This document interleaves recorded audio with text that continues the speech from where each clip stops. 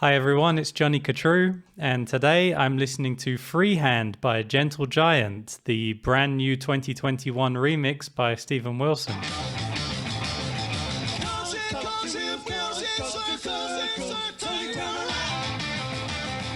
And this will also be my very first time listening to the album. I'm very familiar with all of Gentle Giant's albums up to this point, and just as I was considering diving into this one, this new mix comes along. It's perfect timing.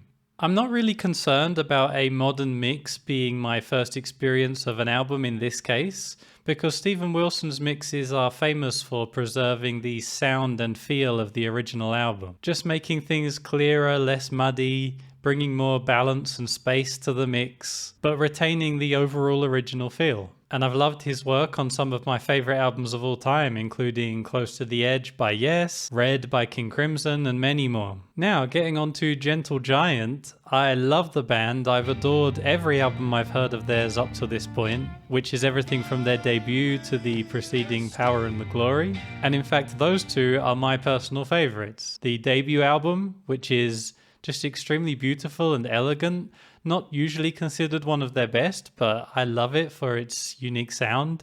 It doesn't really have the hard-edged funk that Gentle Giant's later work would have. But in fact, my other favorite is The Power and the Glory, the one just before this one we're going to listen to today. And that one is very hard-edged, very funky. So I love both these sides, all the sides that Gentle Giant have to bring to the table. On their last few albums, Gentle Giant really amped up the hard-edged funk, and I think The Power and the Glory is the best example of that I've heard so far.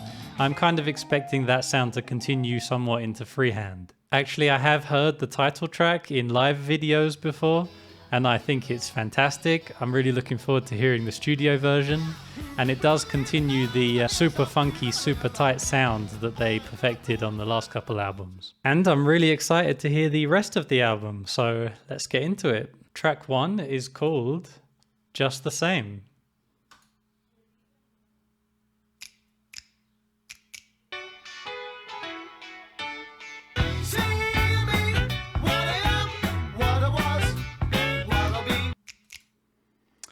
Right, well, okay. It is quite a lot to take in on one listen. There does seem to be more of a jazz fusion sound that was typical of the time in the mid-70s. It was just starting to get big then with everything like Weather Report, Return to Forever. And I suppose I am quite surprised to hear them embrace some of those sounds so wholeheartedly in the middle of the song, even down to like the keyboard tones and everything that they're using. It really was evocative of the typical jazz fusion. But obviously all around that, especially in the main theme, the chorus, you could hear the Gentle Giant sound as we've come to know and love it at this point. You know, the actual composition is not that different from what they were doing on The Power and the Glory. But yeah, just some of the sounds are different. And you know, I found the tune quite memorable, although I wouldn't say I'm in love with it on first listen, but it's pretty cool. So moving on to track 2, it's called On Reflection.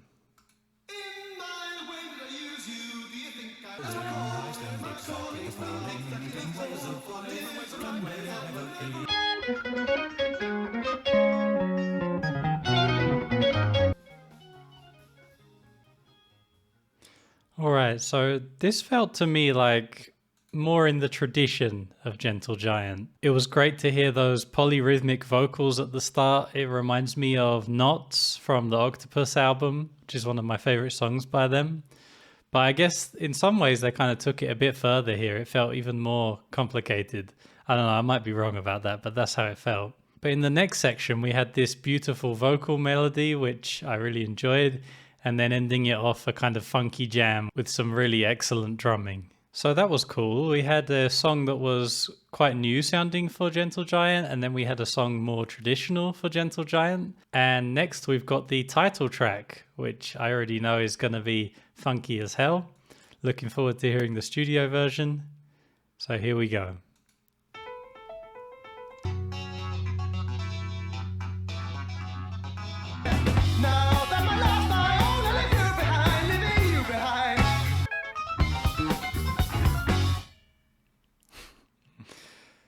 Brilliant. So intricate. I love that. The vocals in this one really have so much attitude. It shows a confidence that you would have thought would serve the band really well going forward into the late 70s. It's quite surprising that the band didn't last, you know, hearing how confident they seem to be getting at this point. But anyway, what an excellent song. So funky, so memorable, yet being so complex. I really love that about it. And now we're flipping over the record onto side B with track 4. It's called Time to Kill.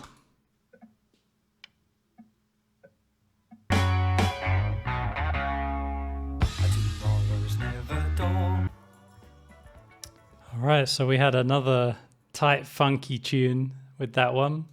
But as always with Gentle Giant, more to it than that, obviously. There were some really unusual chord changes in the middle of that song. But again, I did find it to be very memorable and catchy. And still with this forthright confidence, which, you know, I think they had nailed on the power and the glory. But it's good to hear it's still continuing onto this album. Let's get into track 5. It's called His Last Voyage.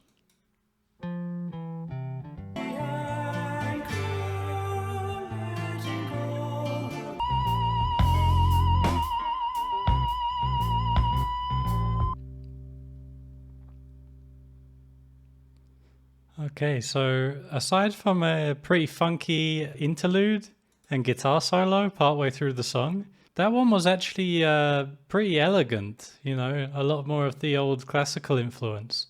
And I suppose at this point in the album, I'm feeling that there is a pretty nice balance between that kind of stuff that they've done in their past and the more jazz fusion, hard edge stuff that they're also incorporating in. And I like that. But yeah, the strength of this song, His Last Voyage, was definitely the more beautiful parts at the beginning and end. I really liked the melody and the way it was sung. It sounded really nice. Track 6 is just a short song and it's called Talybont.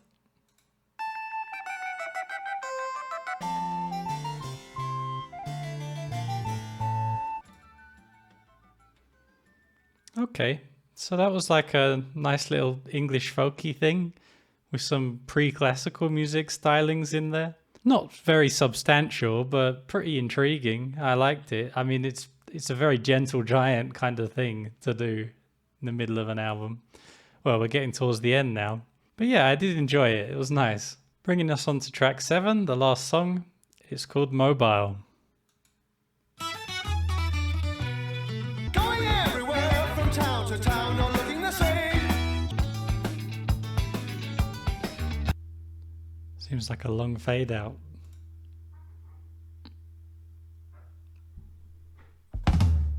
Hey. Alright, so Talybont makes more sense now as an interlude after hearing that song, because that last song was obviously a lot more substantial, but it carried over the English folkiness into its main themes. So yeah, it makes sense that the album kind of eased you into that kind of sound just for that last song. And yeah, I really liked it. I mean, it sounds like a strange version of Fairport Convention in a way. English folk rock, but zanier. And yeah, that's very appealing to me. So I liked it. Maybe it's not where I expected this album to go, though, in its last part. Kind of a unexpected turn there at the end. So on the whole, I really enjoyed the album. I feel like it was maybe a bit slight. Like maybe it feels like they didn't entirely have enough ideas for a complete album. But I don't know. I mean, it's 35 and 37 minutes long. And that's actually a decent length for an album. I do feel satisfied. But I suppose maybe there could have been a big punch at some point that I felt didn't quite come. You know, the second half didn't feel as strong as the side A, I think. And I have to say that Freehand, the title track, is probably my favorite song by some distance still. I do find it very appealing, very exciting, very memorable. And that wasn't always the case for the rest of the album, despite some highlights. You know, it did start really strong with Just the Same, and I did think His Last Voyage was particularly beautiful. And yeah, I am quite pleased with the direction they ended up going in. I suppose knowing Freehand already and already loving the power and the glory, I was kind of just expecting more of the same. But that's not really what I got. I got a bit of that, but we also got more of this kind of jazz fusion sound, and we also got more callbacks to their earlier sounds, which was quite surprising, and I did like it quite a bit. So despite the album feeling a little bit slight, it also did cover quite a lot of ground. And I think I'll enjoy returning to it to hear again how those things come together. Obviously, I can't really comment on the changes that Steven Wilson might have made. Like I said earlier, presumably he didn't change too much, just makes things clearer. And I will say that I thought the production was overall very good, just as I thought the production on The Power and the Glory was extremely good as well. And that more or less carried on over to this one, although maybe this one felt a bit heavier, a bit beefier, but it's still very obvious that Steven Wilson has had his hands on this. You know, everything very clear, very separated, not muddy at all, but still with lots of presence, especially in the low end. So yeah, sounded great. Overall, really enjoyed the album. Good stuff. I suppose it does feel a little bittersweet at this point because as far as I can see and have heard, this is kind of the last classic Gentle Giant put out, that things go somewhat downhill from here. Although I have seen it said here and there that the next album I think is Interview and is supposed to be pretty good despite its weird artwork and title. Not sure what to make of that, but the music's supposed to be decent. And after hearing this one, I'm still pretty excited to continue listening to the rest of Gentle Giant's discography, and I will do that. So leave a comment down below to let me know if you'd like to hear more Gentle Giant on my channel, or if there's any other prog rock you think I should hear, let me know down there. And if you enjoyed this video, do me a favor and click the like button.